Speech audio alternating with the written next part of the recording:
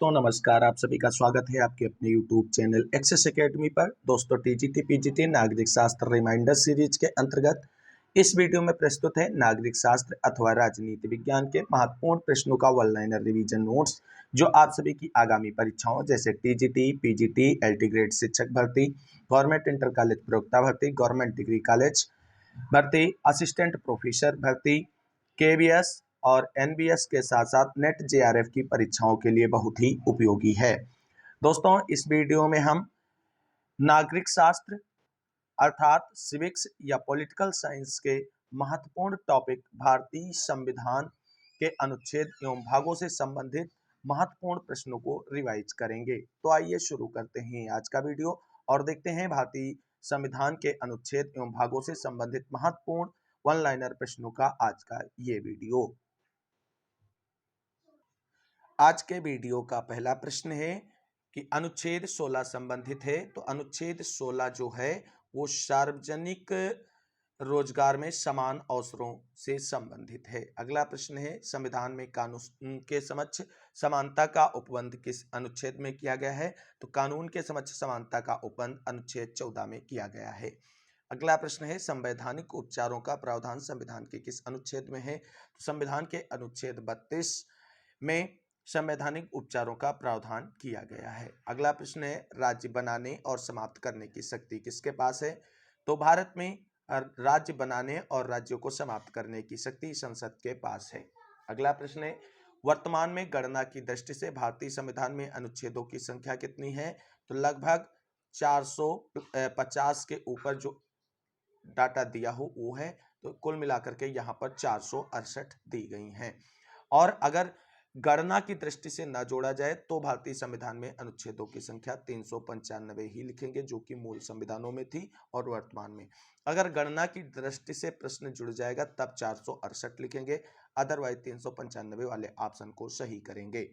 भारत राज्यों का संघ है, यह कौन घोषित करता है? तो भारतीय संविधान का अनुच्छेद 2 घोषित करता है कि भारत राज्यों का संघ है।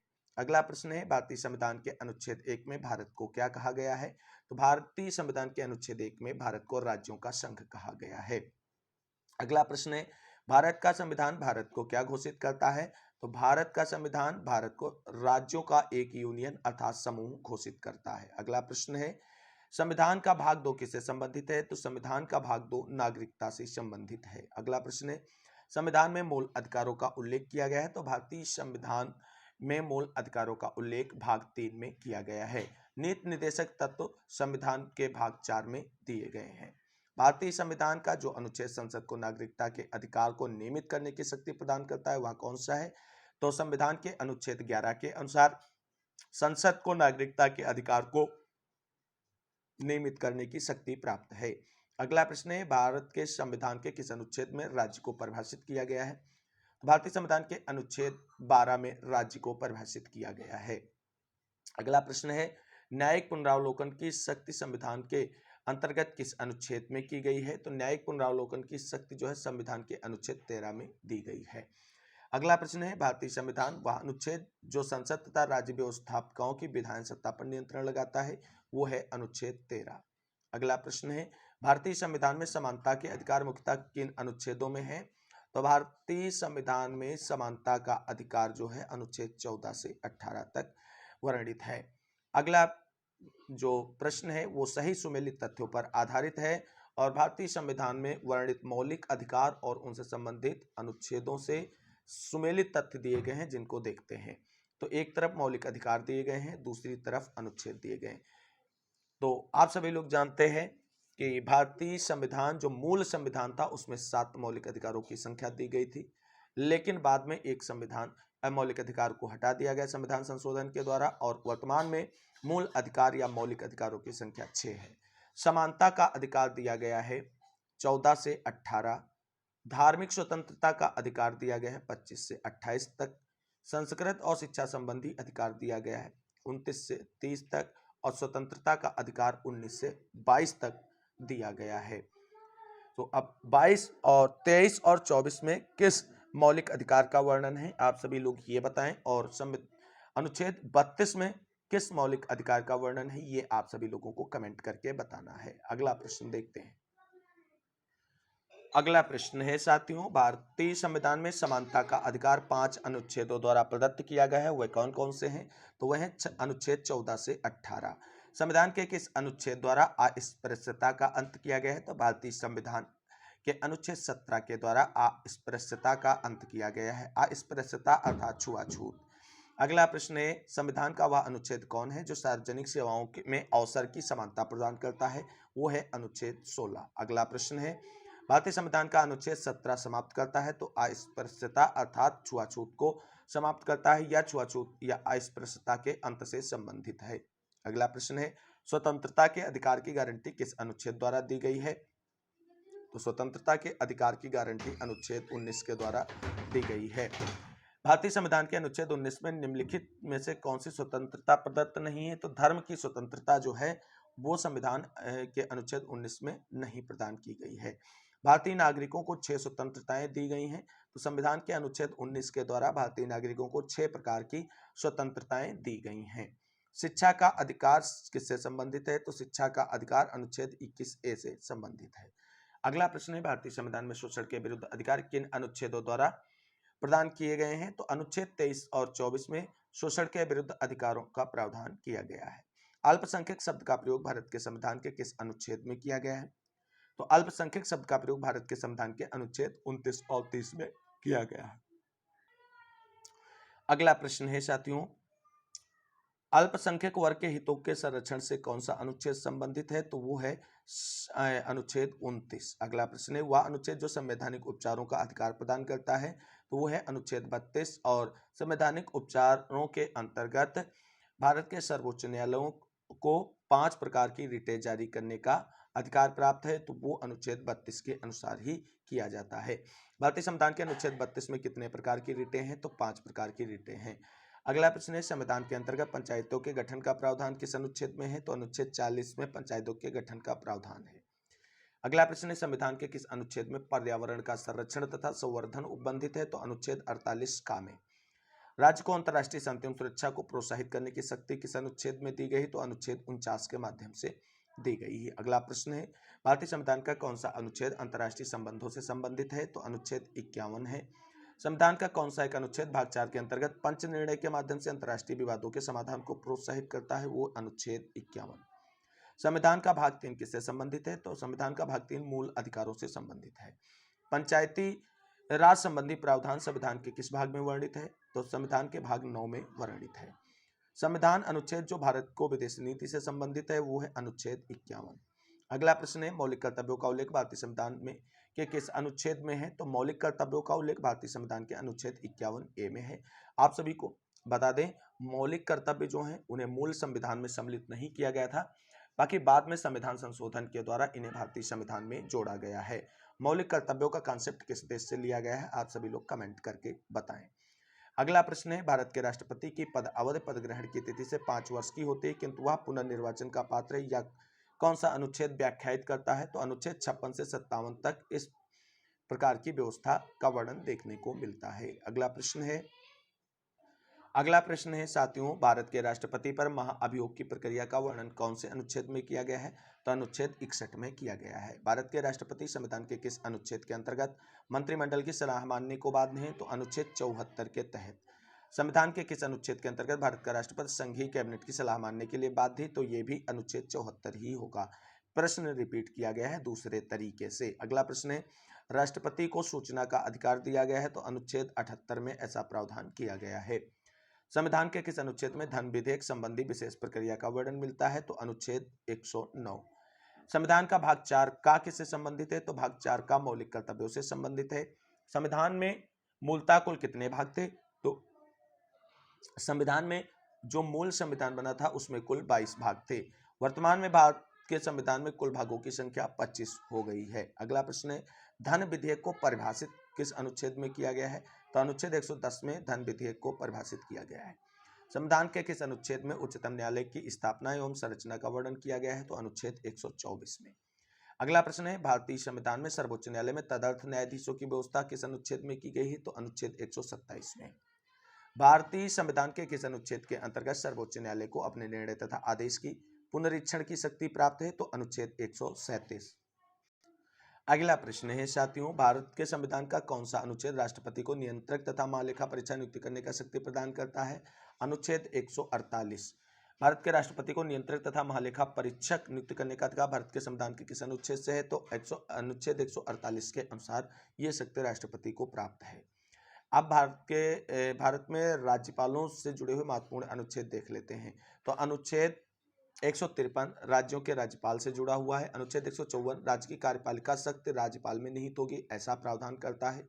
अनुच्छेद 155 राज्यपाल की नियुक्ति से संबंधित है और अनुच्छेद 156 राज्यपाल के कार्यकाल से संबंधित है। अनुच्छेद 162 राज्य की कार्यपालिका शक्ति के विस्तार से संबंधित है। वहीं अनुच्छेद 165 राज्य के महाअधिवक्ता से संबंधित प्रावधानों से जुड़ा हुआ है।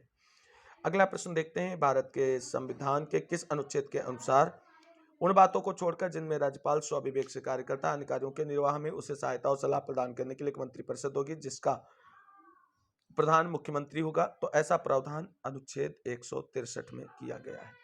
अगला प्रश्न है, मुख्यमंत्री के कार्य व शक्तियों का उल्लेख भारतीय संविधान के किस अनुच्छेद में मिलता है? तो मिलता है भारतीय संविधान के अनुच्छेद 167 में। अगला प्रश्न है, संविधान का निम्न अनुच्छेद राज्यों में विधान परिषदों की समाप्ति एवं सृजन से संबंधित है? तो अनुच्छेद 169 जो है राज्यों में विधान परिषदों की समाप्ति एवं सृजन से संबंधित है। अगला प्रश्न है, संविधान के किस अनुच्छेद के तहत राज्यपाल विधानमंडल द्वारा पारित किसी विधेयक को राष्ट्रपति की स्वीकृति सुरक्षित रख सकता है? वो है अनुच्छेद 200। अगला प्रश्न है, जिला जज की नियुक्ति का संबंध संविधान के किस अनुच्छेद से है? तो वह है संविधान के अनुच्छेद 233 से। अगला प्रश्न देखते हैं। अगला प्रश्न है, भारतीय संविधान में अवशिष्ट शक्तियां किस अनुच्छेद में उपबंधित हैं? तो अवशिष्ट शक्तियां अनुच्छेद 248 में उपबंधित हैं। अगला प्रश्न है, भारतीय संविधान के किस अनुच्छेद के अंतर्गत राज्यसभा विशेष बहुमत द्वारा राजसूची के किसी विषय पर संसद को कानून बनाने के लिए अधिकृत कर सकती है? तो वो है अनुच्छेद 249। अगला प्रश्न है, भारत के संविधान का वह अनुच्छेद जो संसद को राज्य सूची के किसी विषय पर विधि निर्माण की शक्ति प्रदान करता है? वो अनुच्छेद 249। अनुच्छेद 249 किसके अधिकारों से संबंधित है? तो राज्यसभा के अधिकारों से संबंधित है। भारतीय संविधान में केंद्र राज्य प्रशासनिक संबंध किस अनुच्छेदों के अंतर्गत आते हैं? तो भारतीय संविधान में केंद्र राज्य प्रशासनिक संबंध अनुच्छेद 256 से 263 के अंतर्गत समाहित किए गए हैं। अगला प्रश्न है, सरकारिया कमीशन द्वारा अंतर्राज्यीय परिषद के गठन की संस्तुति संविधान के किस अनुच्छेद के अंतर्गत की गई? अनुच्छेद 263। अगला प्रश्न है, अखिल भारतीय सेवाओं का उल्लेख भारतीय संविधान के किस अनुच्छेद में है? तो अखिल भारतीय सेवाओं का उल्लेख भारतीय संविधान के अनुच्छेद 312 में है। अगला प्रश्न है, भारतीय संविधान के इस अनुच्छेद में संसद साधारण बहुमत से विधि पारित का संशोधन नहीं कर सकती? तो अनुच्छेद 312। अगला प्रश्न है, भारतीय संविधान में निर्वाचन आयोग का प्रावधान किस अनुच्छेद में है? तो निर्वाचन आयोग का प्रावधान अनुच्छेद 324 में है। भारत में निर्वाचन आयोग का गठन संविधान के किस अनुच्छेद के अनुसार किया गया है? तो अनुच्छेद 324 के अनुसार किया गया है। संविधान के किस अनुच्छेद के तहत यह उपबंधित है कि निर्वाचक नामावली धर्म, मूल वंश, जाति या लिंग के आधार पर तैयार नहीं की जाएगी? तो ऐसा प्रावधान भारतीय संविधान के अनुच्छेद 325 में है। अगला प्रश्न है, संविधान के किस अनुच्छेद द्वारा भारत के नागरिकों को वयस्क मताधिकार प्रदान किया गया है? तो संविधान के अनुच्छेद 326 के द्वारा।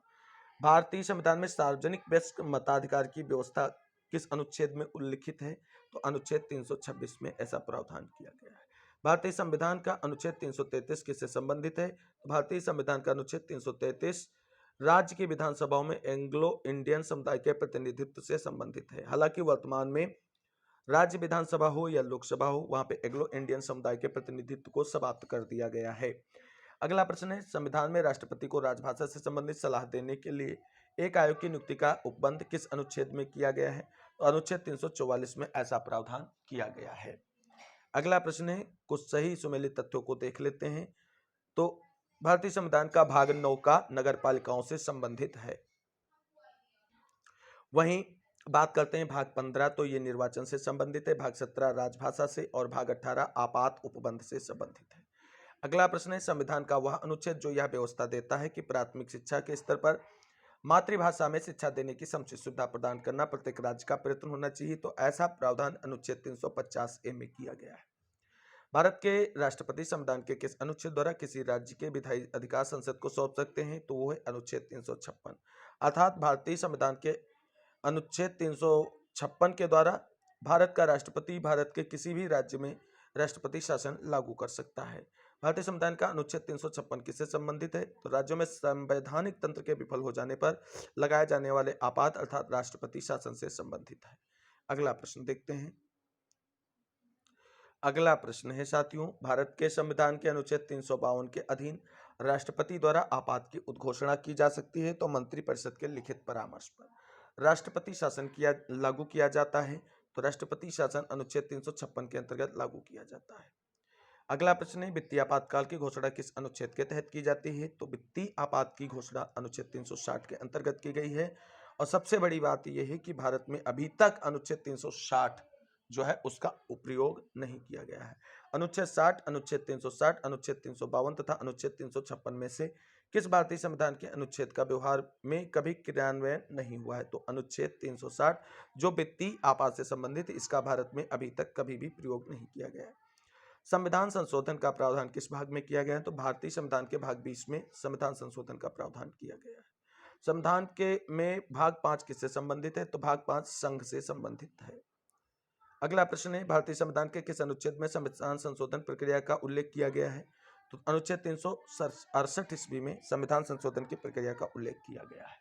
अगला प्रश्न है, भारत के संविधान के किस भाग में अनुच्छेद 370 को स्थान दिया गया है?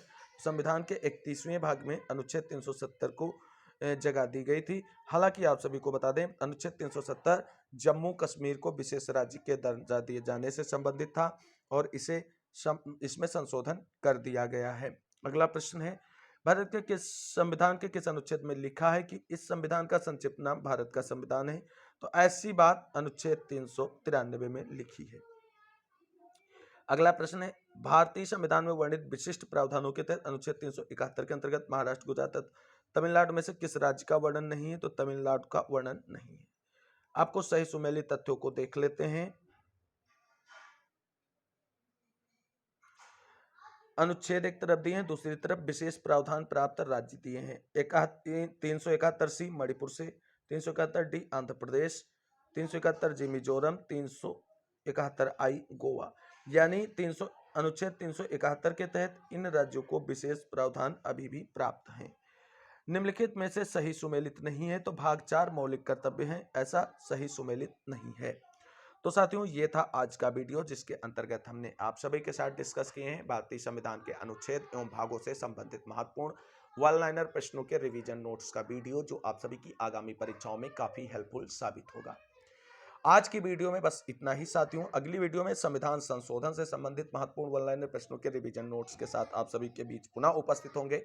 इस वीडियो को अंत तक देखने के लिए सभी साथियों को तहे दिल से शुक्रिया, बहुत बहुत धन्यवाद। वीडियो अच्छी लगी है तो प्लीज वीडियो को लाइक करें, दोस्तों में शेयर करें। आगे की तैयारी फ्री ऑफ कॉस्ट जारी रखने के लिए चैनल को सब्सक्राइब करके बेल आइकन दबा लें।